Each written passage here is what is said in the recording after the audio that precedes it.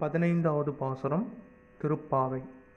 எல்லே இளங்கிளியே இன்னம் உறங்குதியோ, சில்லென் றழியேன்மின் நங்கைமீர் போதற்கின்றேன், வல்லையுன் கட்டுரைகள் பண்டேயுன் வாயறிதும் வல்லீர்கள், நீங்களே நானே தானாயிடுக, ஒல்லை நீ போதாய் உனக்கென்ன வேறுடையை, எல்லாரும் போந்தாரோ போந்தார் போந்தென்னிக் கொள்,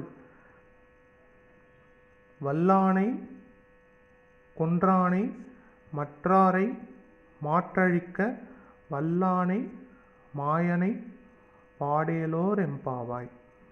இது பாசுரம்.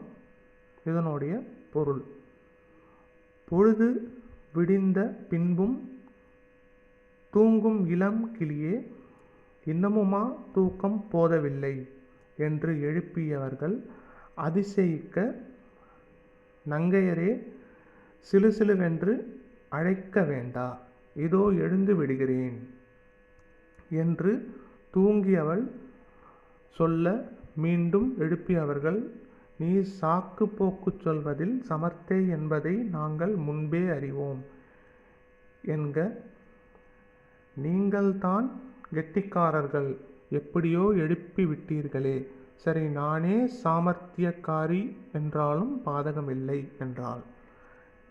எல்லோரும் போகும் வழியை விட்டு உனக்கென்ன தனி வழி என்று தோழியர் கேட்க, அதற்கு பதில் சொல்லாமல், எல்லோரும் வந்துவிட்டார்களோ என்று விசாரித்தாள்.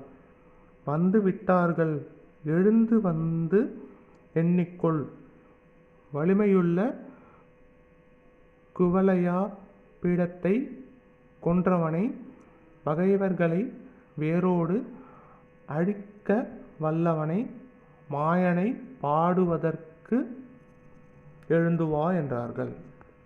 தொடரும்.